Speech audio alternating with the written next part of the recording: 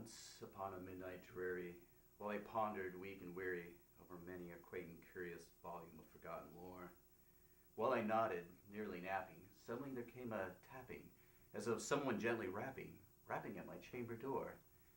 "'Tis some visitor," I muttered, tapping at my chamber door. Only this and nothing more. How distinctly I remember, it was in the bleak December, and each separate dying ember wrought its ghost upon the floor. Eagerly I wished the morrow, vainly I'd sought to borrow from my books surcease of sorrow, sorrow for the lost Lenore, for the rare and radiant maiden whom the angels named Lenore, nameless here forevermore. And the silken, sad, uncertain rustling of each purple curtain thrilled me, filled me with fantastic terrors never felt before. So now, just still the beating of my heart, I stood repeating, "'Tis some visitor entreating entrance at my chamber door, some late visitor entreating entrance at my chamber door. This it is, and nothing more."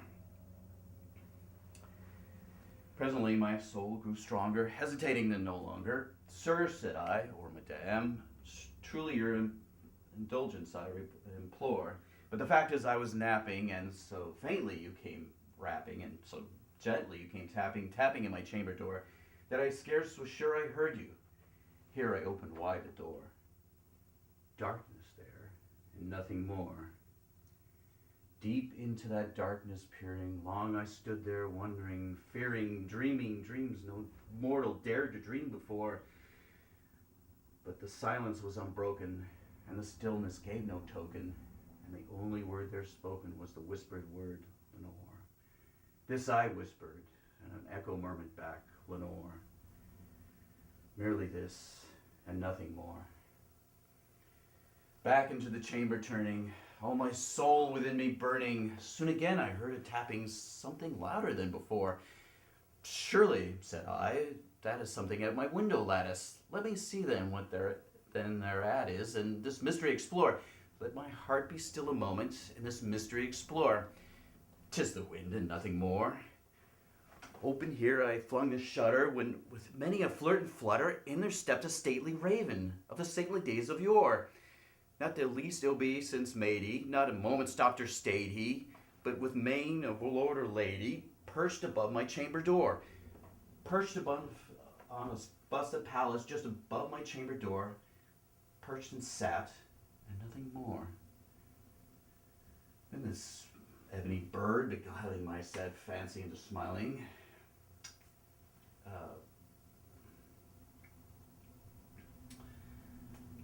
though thy crest be shorn and shaven, thou, I said, art sure no craven, ghastly, grim, and ancient raven, wandering from the nightly shore.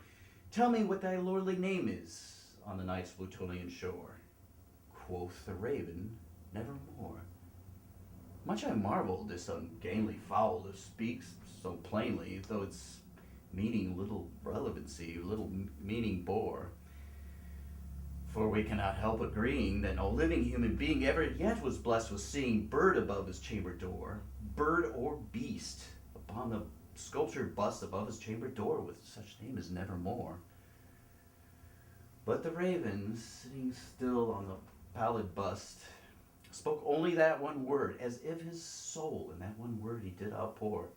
Nothing further than he uttered, not a feather than he fluttered, till I scarcely more than muttered, "Other friends have flown before. On the morrow he shall leave me, as my hopes have flown before." Then the bird said, "Nevermore." Damn. We cut. Yeah, sorry. You want to? All right, you're good. Startled at the stillness broken by a reply so aptly spoken. Shit. Go. Startled at the stillness broken by a reply so aptly spoken. "Doubtless," said I, "what it utters is its only stock and store, caught from some unhappy master, whom unmerciful disaster followed fast and followed faster, till his songs one burden bore, till the dirges of his hope that melancholy burden bore of never, nevermore." But the raven, still beguiling all my sad soul into smiling, straight I wheeled a cushioned seat in front of bird bustin' door. And upon the velvet sinking, I both took myself linking fancy unto fancy, thinking what this ominous bird of yore, what this grim, ungainly, ghastly, gaunt, and ominous bird of yore meant in croaking nevermore. Thus I sat engaged in guessing, but no syllable expressing to the fowl whose fiery eyes now burned into my bosom's core. This and more I sat divining, with my head at ease reclining on the cushion's velvet lining, which the lamplight gloated o'er, but whose velvet violet lining, that the lamplight gloated o'er, she shall press, nevermore. Then methought the air grew denser, perfumed from an unseen censer, swung by seraphim whose footfalls tinkled on the topsed floor.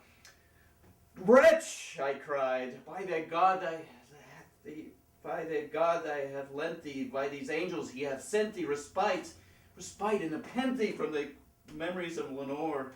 Quaff, oh quaff this kind nepenthe, and forget this lost Lenore. Quoth the raven, nevermore. Prophet, said I, thing of evil, prophet still of bird or devil,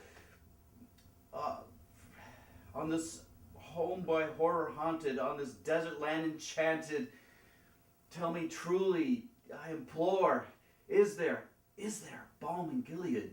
Tell me, I implore. Quoth the raven, nevermore. Prophet, said I, thing of evil, prophet still of bird or devil, by that heaven that bends above us, by the God we both adore, tell this soul with sorrow laden, if within distant Aden shall clasp a sainted maiden, whom the angels name Lenore.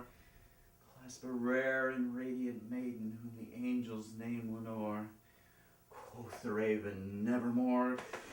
Be that word our sign of parting, bird or fiend, I shrieked upstarting. Get thee back into the nights and the night's Plutonian shore. Leave no black plume as a token of that lie thy soul hath spoken. Leave my loneliness unbroken. Quit the bust above my door. Take thy beak from out my heart, and take thy form from off my door.